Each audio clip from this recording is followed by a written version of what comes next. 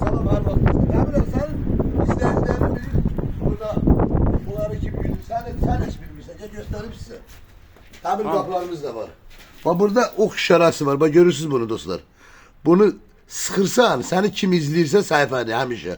Onlar çıkır üç defa. Bak bu sarının üstünden vurursan onlar yoka çıkır. Bak demir sef kapılar bir adedi. 150 manat. Plastik kapılar bir adedi. 90 manata. Bak buraya gel hemşe burası. Gözler ucuz.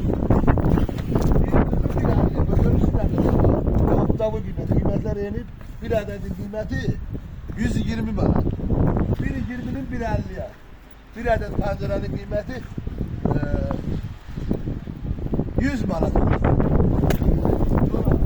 Kendim de. O da 100 manat oldu. Sonra birin 1.40'a 85 manat. Bakın 85 manat oldu. Eldirim. Bak 1.50 1.60 140 manata oldu. Sonra balada pencereler. Bunlar 65 manattı. 90 lira.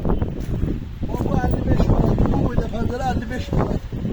80 lira. 5 manat. Birin 1.30. 120 manat. 1.40 manat. 130 manat. 1.40 1.60.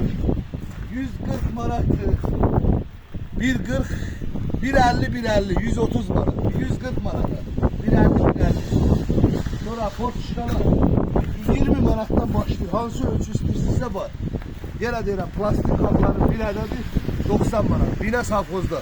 Nömrə 050 620 20 51. 070 ilə var. Ancaq nömrə ilə əlavə ölçülərində zakas götürülür. Nömrə ilə əlaqə saxlayırsınız.